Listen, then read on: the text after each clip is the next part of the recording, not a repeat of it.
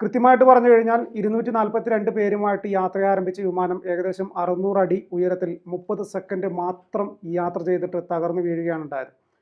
ആ അപകടത്തിൽ ഒരാൾ മാത്രമാണ്, വിശ്വാസ് കുമാർ എന്ന് പറയുന്ന ഒരാൾ മാത്രമാണ് രക്ഷപ്പെട്ടത്. 242 പേരിൽ 241 പേരും മരണമടഞ്ഞു എന്നൊരു വാർത്ത ഞെട്ടലോടെയായിരുന്നു നമ്മളെല്ലാവരും കേട്ടത്.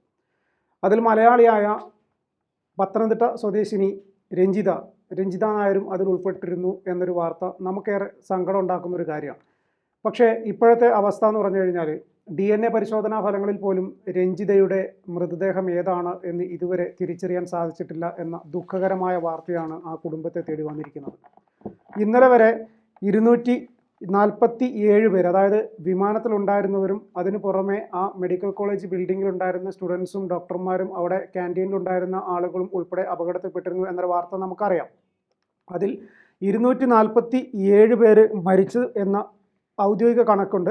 അതിന് പുറമെ 232 പേരുടെ DNA സാമ്പിളുകൾ മാത്രമാണ് ഇതുവരെ തിരിച്ചറിയാൻ സാധിച്ചിട്ടുള്ളത്. ഇന്നലെ വൈകിട്ട് 6 മണി വരെയുള്ള കണക്കാണ് നമ്മൾ പറയുന്നത്. ശനിയാഴ്ച വൈകിട്ട് 6 മണി വരെയുള്ള കണക്ക്. അതിൽ 232 പേരെ തിരിച്ചറിഞ്ഞതിൽ മലയാളിയായ രഞ്ജിത ഇല്ല എന്നാണ് നമുക്ക് ലഭിക്കുന്ന വിവരം. ആ കുടുംബത്തിനും ഔദ്യോഗികമായിട്ട് ലഭിച്ച വിവരം അതുതന്നെയാണ്. DNA സാമ്പിളുകൾ പരിശോധിച്ച് അത് ഇന്നയാളുടേതാണെന്ന് ഉറപ്പുവരുത്തിയതിന് ശേഷമേ ആ മൃതദേഹ അവശിഷ്ടങ്ങൾ എന്നേ പറയാൻ സാധിക്കുകയുള്ളൂ. അത് കുടുംബത്തിന് കൈമാറാൻ സാധിക്കുകയുള്ളൂ. ഔദ്യോഗികമായിട്ട് അവരുടെ മരണം രേഖപ്പെടുത്താൻ സാധിക്കുകയുള്ളൂ.